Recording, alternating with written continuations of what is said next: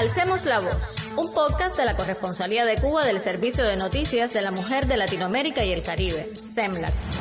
Te proponemos encontrarnos el día 25 de cada mes para hablar sobre la violencia desde miradas diversas. Daremos voz a activistas y expertos, a personas con experiencia de vida y testimonios relevantes. Y claro, tus opiniones también serán importantes.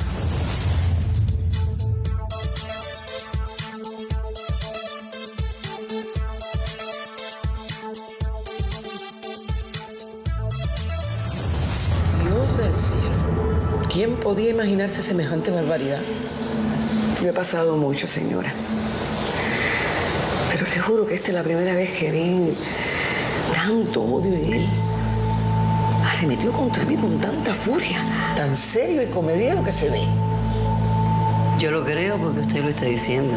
Y porque lo estamos viendo. Mire, mamá, por nada del mundo le aguanto yo a un hombre un paquete como ese. Tú lo dices porque nunca te has visto en una situación similar.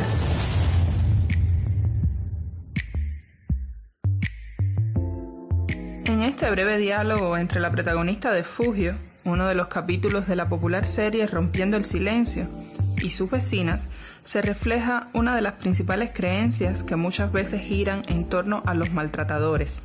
Esa que está amparada en la idea de que solo es abusadora una persona problemática o violenta puertas afuera del hogar, aquella que no es socialmente correcta, cuando la realidad, dolorosamente en estos casos, es, como se dice, mucho más rica. Esto es Alcemos la Voz, un podcast del Servicio de Noticias de la Mujer de Latinoamérica y el Caribe.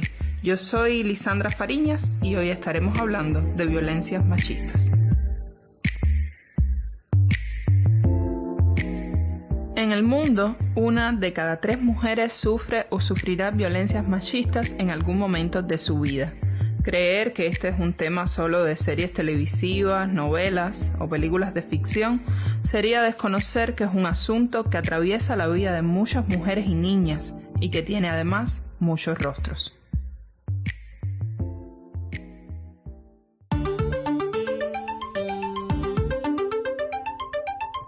Mi nombre es Ivonne Hernán Tames, soy médica, especialista en psiquiatría, máster en psiquiatría social y comunitaria, y en estos momentos coordino el área de atención integral a las mujeres en situaciones de violencia en el centro Óscar Arnulfo Romero.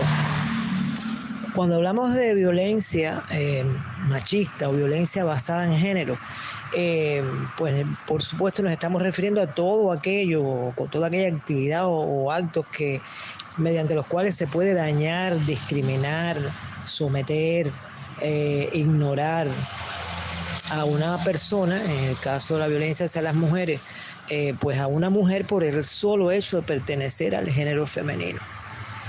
Esto puede manifestarse de diversas maneras, expresiones que son más evidentes, como la violencia física, la sexual, u expresiones que ya tienen que ver más con el aspecto psicológico, como aquello que afecte la libertad, la dignidad, la seguridad o la intimidad de las personas, su integridad moral o física, y que se sienta, pues, por supuesto, acosada, controlada o subordinada a otra persona. La Encuesta Nacional sobre Igualdad de Género en Cuba, la ENIC, realizada en el año 2016 en todas las regiones del territorio nacional, confirmó que el 39.6% de las mujeres entrevistadas había experimentado alguna forma de violencia a lo largo de su vida y un 26.7% en los 12 meses previos a esta investigación. Sin embargo, como datos curiosos por lo que implican en cuanto a la percepción de riesgo de este fenómeno, este mismo estudio precisó que más de la mitad de la población estudiada, hablamos de un 51.9%, consideró que en Cuba la violencia de género es poca, mientras que el 8.9% expresó que no existe. Pero las violencias machistas son reales, son cotidianas y son múltiples. Cuando conocí a mi pareja, teníamos un amor de telenovela, 2 adolescentes, él tenía 17 y yo tenía 15. Y bueno, fue mi primera pareja sexual y mi primer novio realmente cuando él fue a pedir mi mano con mi papá y todo. Empezó todo muy bien, todo muy bonito, todo muy de telenovela, pero él era muy celoso y muy controlador. Yo era una muchachita muy alegre, muy sociable, tenía muchos amigos, sobre todo amigos varones.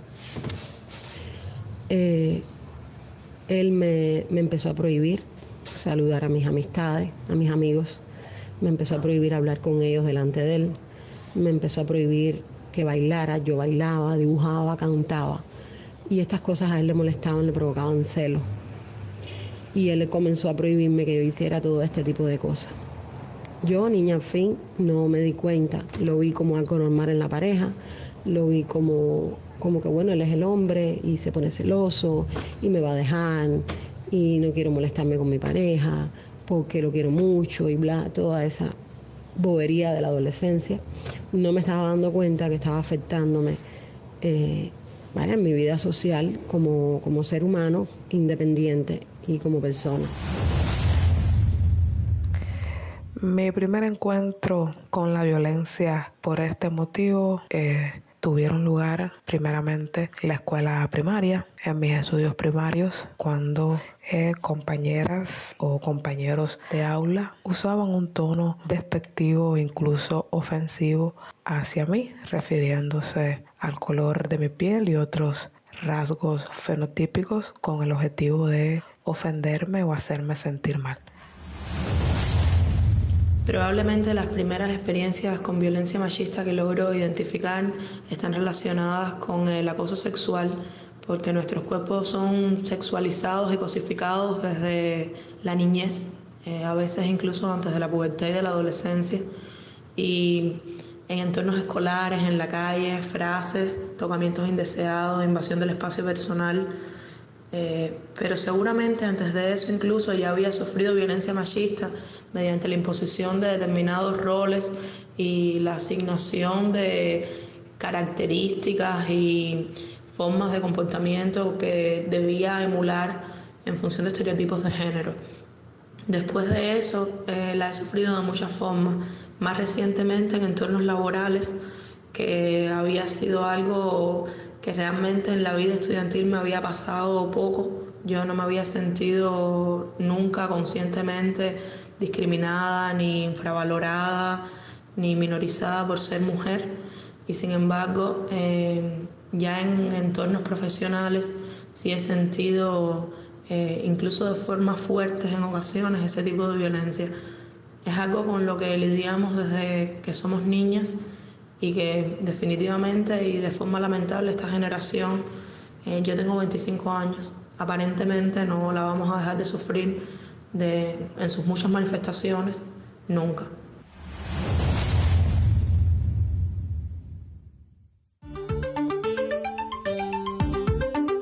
Existen otros tipos de violencia que, en dependencia de los contextos en los que aparecen, pues igual es importante saber identificar. Por ejemplo, la violencia en el ámbito laboral o acoso laboral. Igual en el ámbito escolar.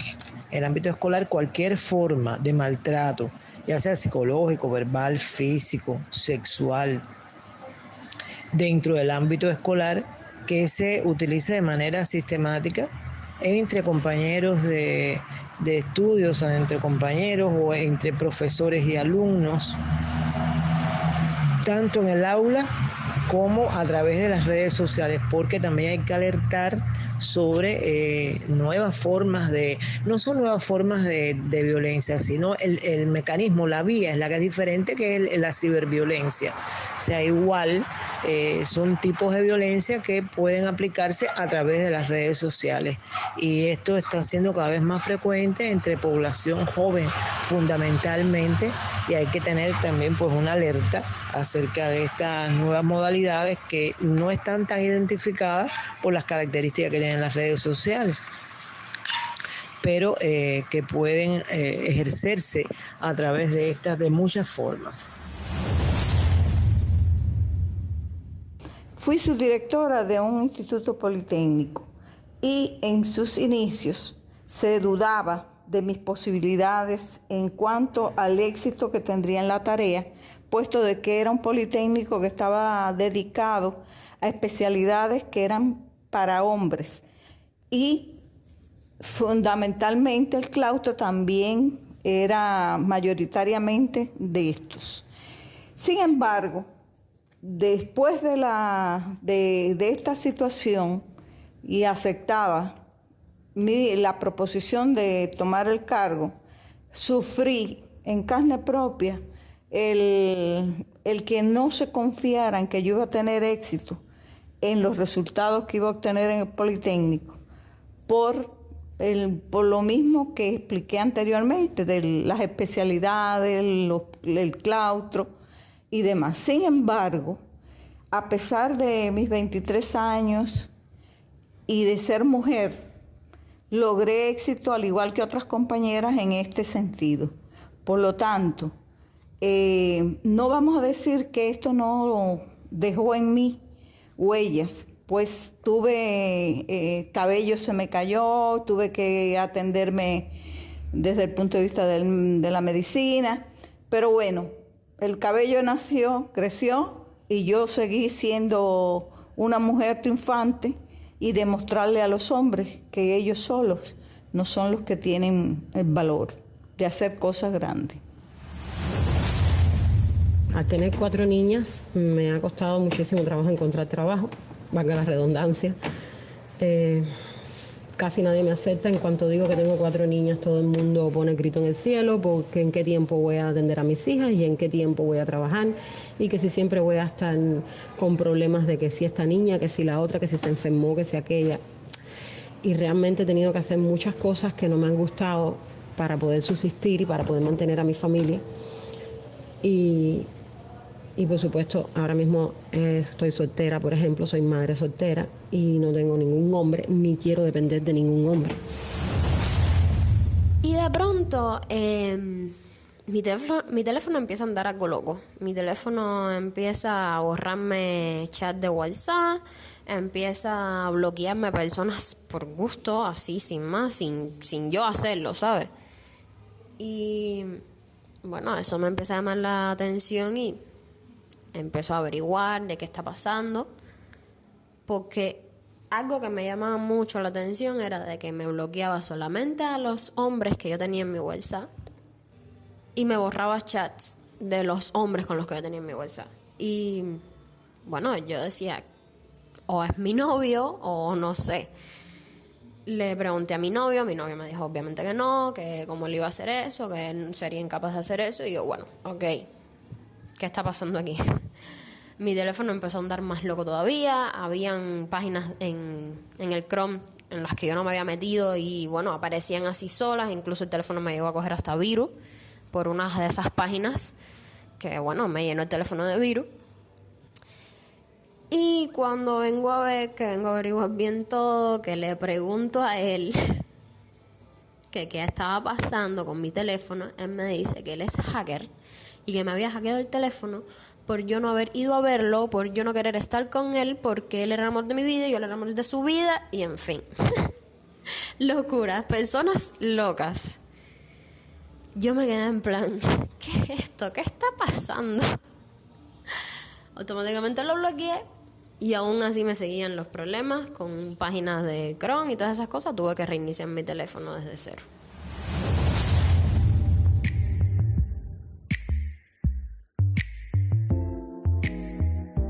Cuando hablamos de violencia de género, es importante recordar que no se limita únicamente a la violencia física o sexual. El acoso laboral y el ciberacoso son formas de violencia que pueden tener un impacto devastador en la vida de las personas afectadas. En el ámbito laboral, muchas mujeres y personas de género diverso se enfrentan a situaciones de acoso, de discriminación, de abuso de poder. Estas violencias pueden manifestarse a través de comentarios ofensivos, discriminación salarial, promociones negadas injustamente o incluso amenazas veladas que afectan su bienestar emocional y profesional.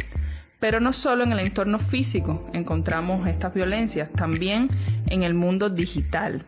El ciberacoso ese que se produce a través de las redes sociales, el correo electrónico, los mensajes en línea, puede tener un impacto igualmente perjudicial. Las víctimas pueden experimentar humillación pública, difamación, amenazas e invasión de su privacidad, lo que afecta sin duda su salud mental y emocional. Es importante reconocer y denunciar estas formas de violencia y no minimizar en ningún momento el impacto que pueden tener.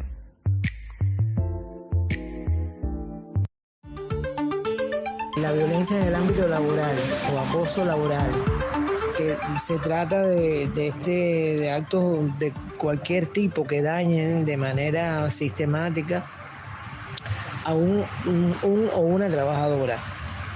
Pueden ser actos hostiles, humillantes, que degraden a la persona, que se manifiestan de forma repetida. Por ejemplo, lo más usual son las críticas sistemáticas, las críticas negativas, no constructivas, o sea, la desinformación deliberada, o sea, dejar al margen a algún trabajador para que no participe, la sobrecarga de trabajo o darle trabajo que esté por debajo de sus posibilidades, los comentarios burlones, las bromas insultantes, abuso o chantaje de índole sexual. O sea que hay muchas manifestaciones que cuando ocurren en el ámbito laboral pues tienen esa particularidad.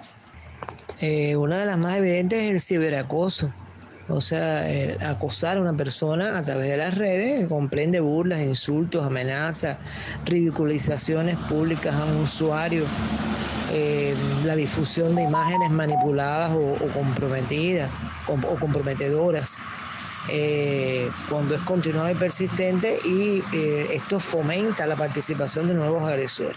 El ciberacoso sexual igualmente, mediante la intimidación, el hostigamiento, la humillación a una persona, mediante insinuaciones sexuales o pornográficas a través de envío de mensajes eróticos o de imágenes o videos de carácter sexual.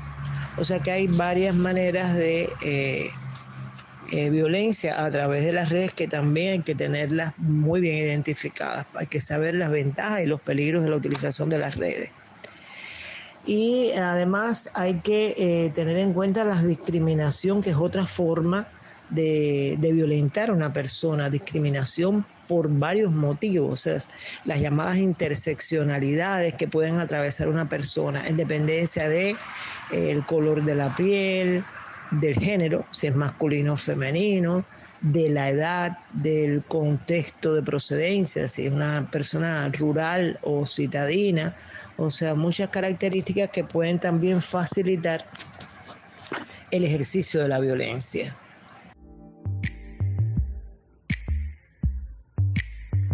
No importa si esas violencias se manifiestan físicamente, emocionalmente o a través de la pantalla de un dispositivo. Sus efectos son reales y duraderos. Dejan cicatrices invisibles en la autoestima, la confianza y la salud mental de las víctimas. Es un error pensar, por ejemplo, que la violencia psicológica no es tan grave como la física, sin tomar en cuenta que la primera acompaña todas las manifestaciones y puede dañar mucho más que un golpe. Es esencial comprender la gravedad de estas heridas y brindar un espacio seguro y empático para que las personas afectadas puedan sanar y sobre todo reconstruir sus vidas.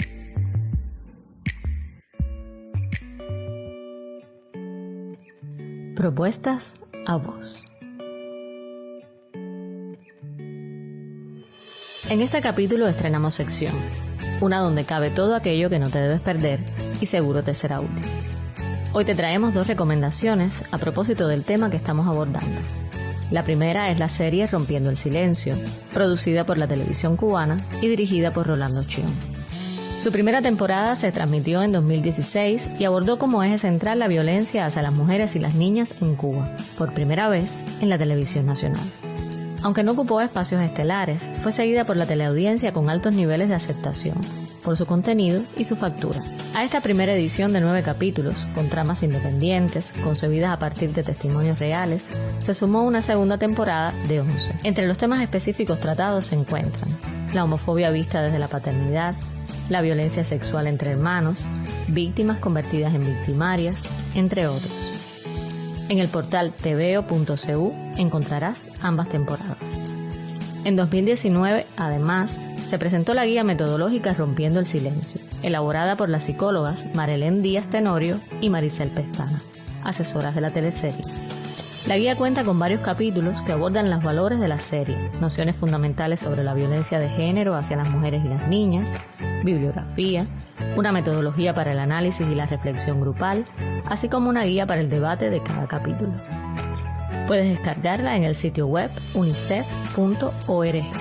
Nuestra segunda propuesta es el libro Sobrevivientes, coordinado y editado por la corresponsalía en Cuba del Servicio de Noticias de la Mujer de Latinoamérica y el Caribe, CENLAC, con sello editorial del Centro Nacional de Educación Sexual, CENESEX. El libro reúne 16 entrevistas a mujeres de diversas procedencias y edades. Es un esfuerzo por visibilizar las distintas formas de violencia que viven actualmente las cubanas de diversas regiones del país. Las vivencias de estas 16 mujeres valen de hilo conductor para que otras tomen conciencia de su circunstancia con la lectura del texto, que se encuentra disponible en el sitio web redcenlac-cuba.net. Y esto es todo por hoy. Pronto volveremos con propuestas a vos.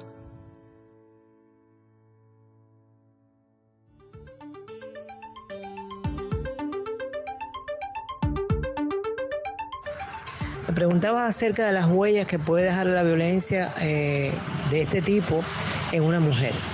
Pues son múltiples porque las manifestaciones de la violencia también son múltiples. Hay que tener bien percibidas las violencias que son menos identificadas y que están más naturalizadas, o sea, aquellas que tienen que ver con la manera en que se ha enseñado a hombres y mujeres a constituir sus feminidades y sus masculinidades, o sea, esas que tienen que ver con el desempeño cotidiano, con las maneras de tratarse en la vida cotidiana y que la cultura y la sociedad acepta como patrones normales. En todo el organismo, los sistemas de la mujer pueden ser afectados desde el punto de vista psicológico, físico, sexual. O sea que las secuelas o las consecuencias de la violencia que en general las mujeres a veces sufren por muchos años, porque por ejemplo nosotros a la consejería nos llegan mujeres de entre 5 y 10 o 15 años de estar viviendo en una situación de violencia con su pareja, por ejemplo. O sea que pasan mucho tiempo sometidas a esas tensiones, a esas estrategias de control, y esto daña muchísimo. A pesar de que ha pasado ya llevo 12 años separada de él, todavía que me siento así y me siento y digo, ¿cómo pude aguantar? Y vienen los recuerdos y vienen las escenas como si las estuviera viviendo. Y es lo que más fuerza me da para decir que no puedo dejar que no me pase más esto.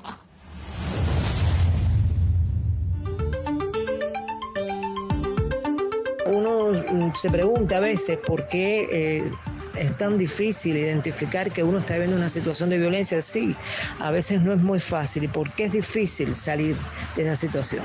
Bueno, pues porque esta situación se mantiene gracias a un ciclo muy bien descrito, el ciclo de la violencia, que tiene que ver con 3 fases fundamentalmente. La primera fase de inicio de las actitudes violentas, ya la crisis, cuando hay un momento en que hace crisis la violencia, donde puede suceder cualquier situación, o sea, puede darse cualquier tipo de situación tan grave hasta que tenga que ver hasta con la vida de la mujer.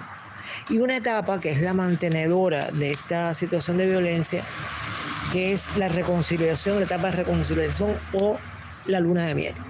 Las tensiones se pueden ir acumulando, tensiones que la mujer va tolerando cada vez más.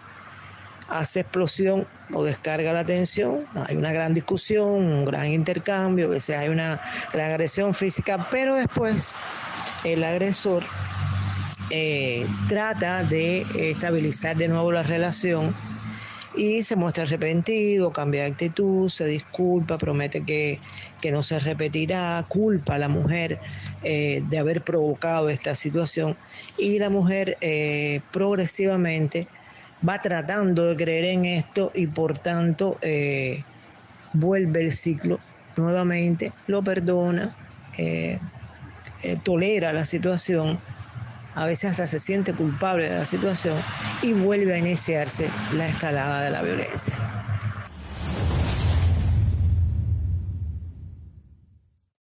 Bueno, Bueno, yo empecé con el padre de mis hijos cuando tenía 15 años. Tuvimos una relación de 15 años. Me separé cuando tenía 30 años de él. Tuvimos 3 niños en común. Una relación que al principio fue bonita, pero después se fue volviendo un poco catastrófica porque él empezó a tomar, empezó a tener cambios de personalidad, me daba golpes por gusto, me tenía como que yo no podía hacer esto, no podía hacer lo otro, tenía que hacer lo que él decía. Empezaron a haber cosas feas, maltrato psicológico, tuve varias separaciones, pero volvía porque primero seguía enamorada. Las mujeres cuando nos enamoramos a veces, en la mayoría de las ocasiones nos volvemos, como se dice vulgarmente, ciegas. Y otras causas de volver con él era por mi hija la mayor, antes de yo tener a los 2 niños más pequeños, que lloraba mucho y me decía que ella quería que volviera con su papá. Y ya, y la madre de él también.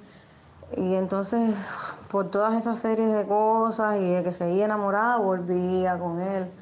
Pero ya como que indecisa, como que no sabía lo que quería. Y cuando volvía con él, me volvía a enamorar más, porque él me prometía, pero al cabo del tiempo volvía. Y así estuve 15 años. 15 años. A los 15 años de matrimonio me separo de él. Y comienzan otros tipos de traumas. Salir no es fácil. Por lo menos en mi caso, pienso que en las demás igual, porque te pone en una situación muy, muy turbia, muy inclara, no es una situación clara. Te pones y dices, bueno, voy a salir, pero no quiero porque es el padre de mis hijos, lo amo, quiero ayudarlo, quizás la relación se recupere, se salve. Perdonas todos los golpes que te dan, todas las humillaciones, y te pones en un aspecto cuando ves a tus hijos también que van a estar fuera de su padre, y no piensas que puedes ser libre, que estás en algo tóxico, que hasta es tóxico para tus hijos, pero salir no es fácil, no es de un día para otro, te conlleva a pensar mucho. No sabes qué vas a hacer. Por lo menos en mi caso me costó mucho trabajo, porque estuve casi 15 años así.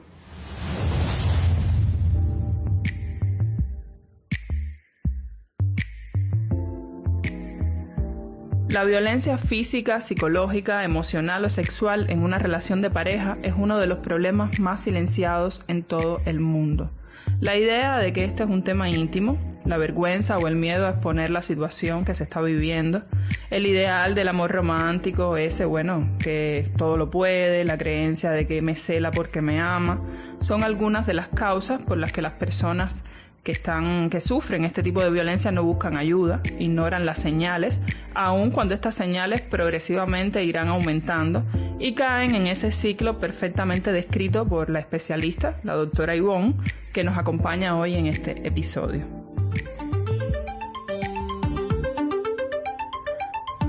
¿Por qué es difícil salir de este ciclo? Bueno, hay múltiples razones. En primer lugar, al principio la mujer no percibe que está viviendo una situación de violencia. Además depende afectivamente y a veces económicamente de esta persona con la que vive. Tiene sentimientos de culpa que le ha ido creando el mismo ofensor de las causas de la aparición de la conducta violenta, o sea, la culpa por sus reacciones. Las mujeres generalmente creen en el arrepentimiento y en el cambio del agresor. Y hay otras disímiles causas como temor a la soledad. La mujer en estas situaciones pues se le va deteriorando su autoestima y por tanto no cuenta con las herramientas y las habilidades suficientes para una vida de otras maneras. A veces la mujer no percibe las redes de apoyo que tiene. A veces las tiene, no las tiene, pero a veces sí y no las percibe, personas que la pueden ayudar. y otras veces por estas creencias, estos pensamientos irracionales o inadecuados que se le van creando a la mujer víctima de violencia acerca de su papel como mujer, acerca del no responder a los actos violentos, a no tomar decisiones, primero hay que ser madre, cuidadora, comprensiva y tolerante, y después mujer. O sea que hay múltiples razones por lo que a las mujeres les es extremadamente difícil salir de este ciclo, y el impacto en su vida es fuerte. Además, el ofensor utiliza múltiples estrategias que la mujer de inicio no identifica, le es muy difícil identificar, que es el control. Y el control no siempre abierto y evidente, un control matizado con promesas de amor, te controlo porque te quiero, no me gusta que te vistas así, porque tú eres para mí. O sea, de alguna manera es difícil cuando una mujer está enamorada en una relación, pues identificar estas técnicas que empiezan siendo sutiles hasta que después el control se hace muy evidente. Otra estrategia que utiliza el ofensor, por lo que es difícil que la mujer identifique esto, es que la demerita. Puede llegar a demeritarla primero en elementos sencillos de la cotidianidad, como criticar lo que hace, cómo lo hace, cómo se viste, cómo cocina, etc. Y esto va mellando la autoestima de las mujeres. Pueden criticar su inteligencia, su falta de habilidades y el aislamiento en que progresivamente la persona, o sea, que ejerce la violencia, va rodeándola de un ambiente de aislamiento de las amistades, de la familia, de personas que puedan ayudarlo, que puedan aclararle situaciones. Y esto, por supuesto, también influye en que la mujer se vaya sintiendo cada vez más incapaz, con menos habilidades para lidiar con estas situaciones. Sus sentimientos de minusvalía, de autorreproche por los sentimientos de culpa, pues incrementa más la disminución de su autoestima, la dependencia que hace de él tanto afectivamente como de otros tipos. Se va limitando sus propósitos y sus metas. Se limita su crecimiento personal, o sea que la afectación, el impacto en su vida es en todos los aspectos de su vida. Una situación es muy incómoda. Luego que tuve a la bebé, que ya la bebé tenía meses, él empezó a tomar, yo salí un momento a buscar unas cosas y cuando regresé había salido con los niños y yo salí en su búsqueda y le quito a los niños para llevármelo y él me va para arriba y me da muchos piñazos en la espalda. Con mi bebé más pequeña cargada me viro, porque él venía para arriba de mí y me viro para proteger a la niña y él me da golpes en la espalda. Y en la tienda lo logran quitar de encima de mí y yo huyo y llego a la casa con los niños y llamo a mi mamá y le digo a la tía de él que mi mamá le enseña al cabo de mi mamá de llegar la espalda que la tenía toda morada. Entonces no la acusé por miedo, por 20.000 de cosas, la madre ella enferma, los niños, cosas que uno no entiende y cuando ya te zafas bien de todo es que logras entender que porque uno se encaprichaba y seguía ahí en el mismo lugar, sufriendo psicológicamente. Tuve muchos maltratos verbales, psicológicos, donde él decía que él me iba a aplastar como una cucaracha, que yo no valía nada. Muchas cosas feas. Una vez yo estaba durmiendo y yo no le podía pasar el pestillo al apartamento porque el apartamento era su mamá y no me prohibieron que no podía ser porque él tenía que entrar y salir porque esa era su casa. Y él se estaba masturbando delante de mí y la niña mayor lo vio. Yo corrí, me metí en el baño, cogí un palo y se fue. Y ya luego en otra ocasión, a los días, volvió para la casa. A las 3 de la mañana tocó la puerta, que él no me iba a hacer nada, que no me iba a hacer daño, que le abriera la puerta. Yo le iba a abrir, la niña mayor mía me dijo que no. Y oigo a la policía que viene y le dice que baje, que ya se le había acabado la fiesta. Y él se va y yo me quedo con los niños, paso el pestillo porque ya tenía miedo. Y al otro día, cuando viene el jefe de sector a verme, me dice que menos mal que no había abierto la puerta porque él andaba con 2 armas blancas encima.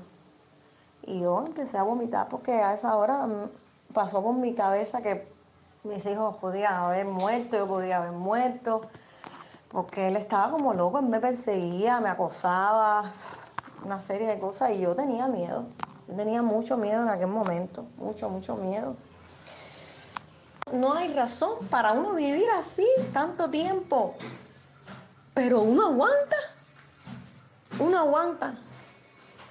Y le doy gracias a Dios y a la vida y a mí misma por hacerme entender que yo podía sola con mis hijos, y lo logré. Reconocer las señales de violencia machista puede ser un paso fundamental para ayudar a quienes la sufren. Estar conscientes de que la violencia machista no solo se limita a la violencia física evidente, sino que puede también manifestarse de formas más sutiles, como el control excesivo, los insultos constantes o la manipulación emocional, es un paso esencial.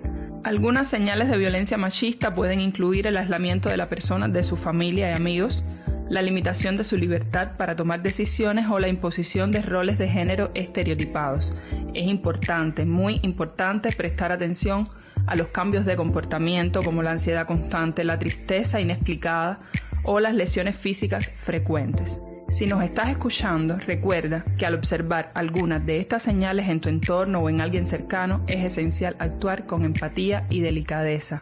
Ofrece tu apoyo sin juzgar y asegúrate de que la persona se sienta segura para compartir sus experiencias. Pudiera estar sufriendo violencia.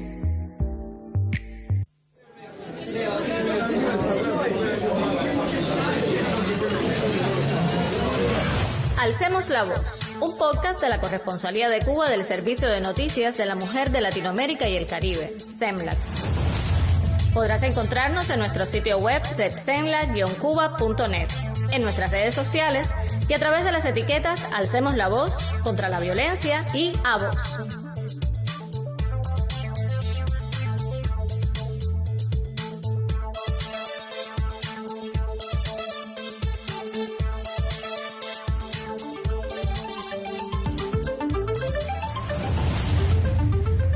Y es importante, como una forma de prevención, de promover la prevención, que las mujeres aprendan a identificar que están siendo sometidas a violencias basadas en género en sus diferentes modalidades.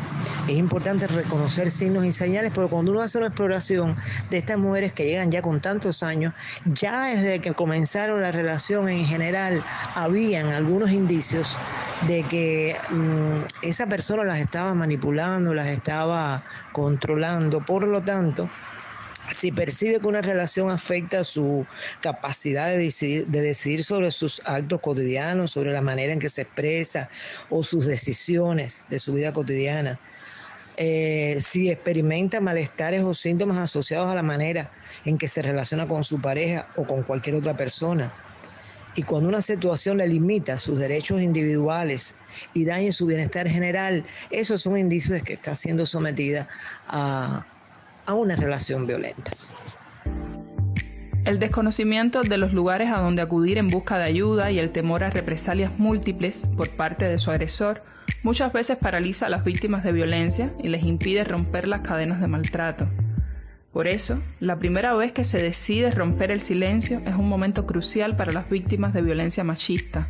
Contar con orientación, contención, recibir ayuda precisa, especializada y el acompañamiento de redes que pueden ser formales o informales es crucial para salvarles la vida. ¿Cómo hacer el acompañamiento de una mujer víctima de violencia o en situaciones de violencia? El acompañamiento, existe un protocolo que hemos estado perfeccionando, pero debe ser muy flexible, porque debe tributar a las necesidades de apoyo, de información y de orientación que necesita cada mujer. Cada mujer es un caso independiente, o sea que el acompañamiento debe ser personalizado, centrado en esa persona que uno tiene enfrente y en dependencia de la situación, el contexto que tenga la mujer, el tipo de violencia que está siendo sometida, el tiempo que lleve, o sea, el contexto familiar, si tiene hijos, si no tiene hijos, o sea que el acompañamiento debe ser muy personalizado, pero en general hay cuestiones básicas que hay que darle a una mujer a la que uno está acompañando. Primero, hay que darle un espacio donde ella se sienta cómoda donde haya privacidad, donde haya intimidad, donde haya confianza con la persona que la va a atender. El apoyo psicológico es fundamental. Estas mujeres generalmente llegan muy sintomáticas a la consejería o al espacio donde uno va a atenderla, que puede ir desde una primera ayuda inmediata que haya que darle como la primera ayuda psicológica, la intervención en crisis si viene con síntomas muy agudos, y el entrenamiento rápido en ocasiones en técnicas de autocontrol para que ella misma pueda ir controlando sus emociones. Otro aspecto del acompañamiento es que en cuanto se puede y la mujer se sienta más controlada, explorar la información sobre su situación de violencia, la información que tiene, cómo la ve, cómo la percibe, las modalidades, si está identificada, si ha identificado las modalidades con que la están violentando, cómo las afecta, sus pensamientos y creencias que tienen sobre la situación, porque muchas mujeres sencillamente no perciben toda la importancia o la gravedad del problema. Por eso hay que trabajar en las mujeres cuando uno las está atendiendo, algunos aspectos que parecen muy elementales, pero no lo son. O sea, a veces la mujer no puede identificar los actos de violencia.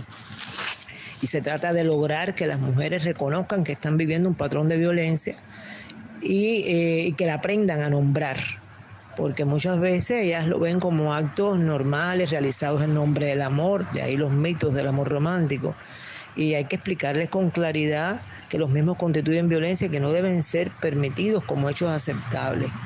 Tienen que primero identificar y saber reelaborar sus sentimientos de culpabilidad, porque como dijimos, es una de las estrategias que el ofensor utiliza para poderlas manipular, poderlas controlar, los sentimientos de culpa. Y sobre todo en sesiones posteriores ya ir analizando cómo ellas se ven a sí mismas, sea su autoestima, cómo la violencia deja a la víctima con una visión muy pobre de sí misma. Pues es el estado que necesita el agresor para ejercer el control, por lo tanto debe trabajarse en este aspecto. Así como en recuperar su capacidad crítica, en desarrollar mecanismos de seguridad y en poder establecer en un momento determinado ya las acciones que ellas quieren realizar, lo que quieren hacer, porque algo que hay que tener en cuenta es que en la consejería la mujer es la que decide lo que va a hacer. O sea, no es el consejero o la consejera o la persona que la atiende.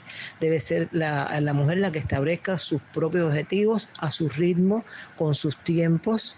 A veces uno se desespera un poco porque quiere que la situación fluya con más rapidez o que la mujer tome medidas, quizás una denuncia, quizás una separación del agresor, pero eso hay que dejárselo que ella lo decida y acompañarla en esa decisión. En la medida que veamos que la mujer pueda asimilar algunas orientaciones más, hay que propiciar reaprendizaje de sus modos de afrontamiento, de sus modos de vida, entrenamiento en nuevos estilos de afrontamiento de habilidades sociales y de reorganización de su vida. Para esto hay que brindarle, por supuesto, herramientas. Y en la consejería, paralelamente, pues también brindarle orientación jurídica sobre sus derechos y opciones legales. Por eso tratamos que los equipos que atiendan a mujeres en situaciones de violencia sean multidisciplinarios, o sea que tratamos de estar personas de salud mental, personas del ámbito jurídico, para paralelamente ir al ritmo que requiere la mujer, pues orientándola y acompañándola en todas las acciones que a veces son difíciles y desagradables. Por eso hay que hacer un acompañamiento real a las mujeres. Y cuando empecé a ver que yo valía, que era una persona que podía hacerlo todo, sin él al lado mío, y me valoré como mujer, ya no hubo marcha atrás. Él intentó volver conmigo, yo estaba más calmada, más clara de mis pensamientos, y yo le dije que no. Y ya llevo 10 años separada de él, 10 logrosos años. Soy una mujer que ha logrado muchas metas, a pesar de circunstancias y cosas que son normales de la vida. Me he crecido. Yo quisiera darle un consejo a esas mujeres que aguantan, que como por ejemplo yo, que aguanté por mis hijos, o porque yo decía que no podía vivir sin él, que yo no podía hacer nada si él no estuviera a mi lado, que yo no era nadie si él no estaba a mi lado. Que eso es un error, porque así te puedes pasar años con estos tipos de personas tóxicos, estos tipos de personas que lo que quieren es pisotearte, como decía él, que me decía que yo era una cucaracha, que a la primera que sientan que te maltratan, que sea la única vez. Porque cuando aguantas la segunda y la tercera, aguantas muchos años más.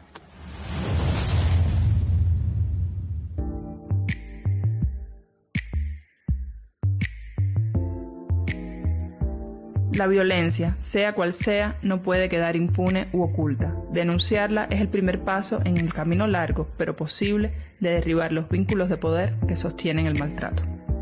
Yo soy Lisandra Fariñas y te invito a encontrarnos los 25 de cada mes en estos, unos minutos de audio contra la violencia.